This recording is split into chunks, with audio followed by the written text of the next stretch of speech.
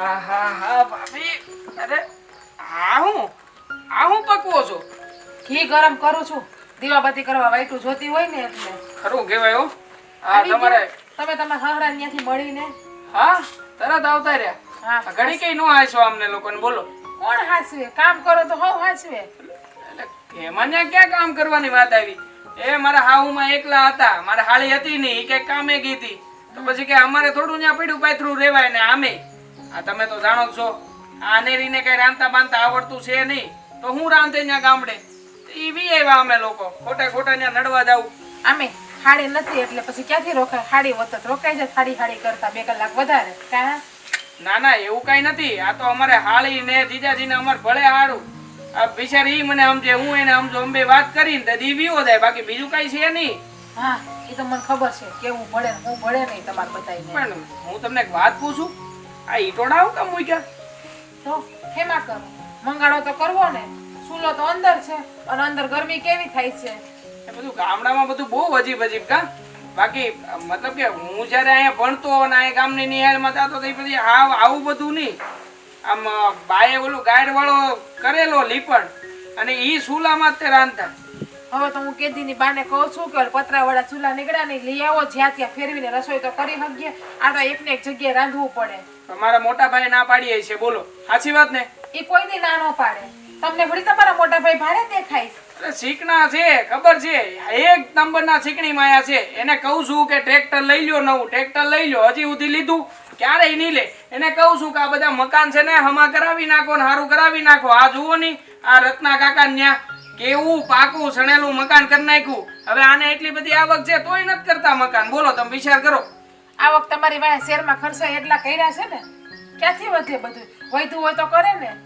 એમ કઈ એટલા બધા ખર્ચા નથી થયો. આ હું ભણ્યો ગણ્યો પણ હું પાછો હારવાર પાર્ટ ટાઈમ જોબે કરતો હતો, એટલે મારા અડધા ખર્ચા હું ઉપાડી લેતો તો અડધો જ ખર્ચો થયો છે.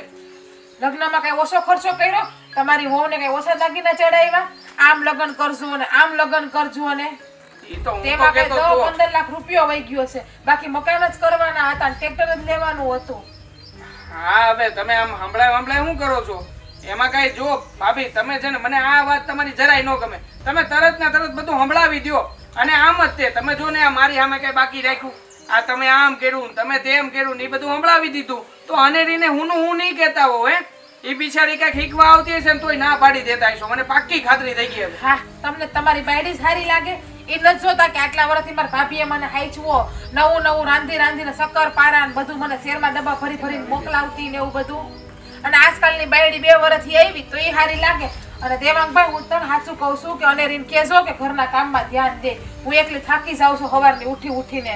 ભાભી હું તમને શું કહું, એને છે ને બિચારી આમ જો હું તમને હાથ કચરી દઉં, ના, તમે કેવો એમ કર દો, પણ ઈ બિચારીને છે ને નો ખબર પડે, આમાં કાંઈ સમજાય નહીં શું કરે બિચારી. એટલે હું તમને ઈ જ કહેવા માંગુ છું 2 જણનું તમે ત્યાં વધારે કરી નાખો, ઓછું કરો, હું ફેર પડવાનો છે?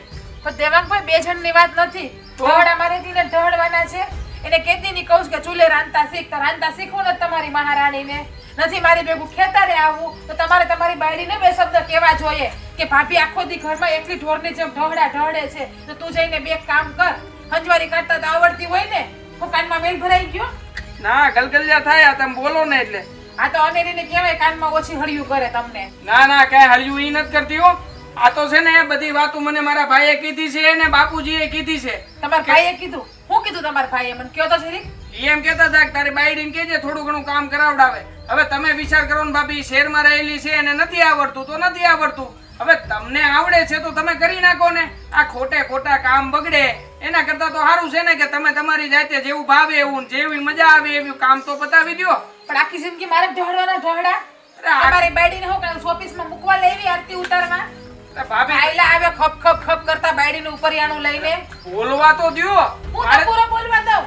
મારે ખાલી એટલું જ કહેવાનું છે કે આખી જિંદગી અહીં નથી રહેવાના. આ શહેરમાં કામ ધંધા હારા થાય તો બી જાવું, બાકી જ્યાં સુધી નો થાય ત્યાં સુધી ને કઈ આ વધારે તમારે ઢહડા કરવા છે. 5 કે 6 મહિનાની વાત છે. હા તો 6 મહિને કામ કરે તો કામ આવશે તમને હારું રાંધીને શહેરમાં ખવડાય છે. મારે ખાવા ન થવું એના હાથનું ન્યા.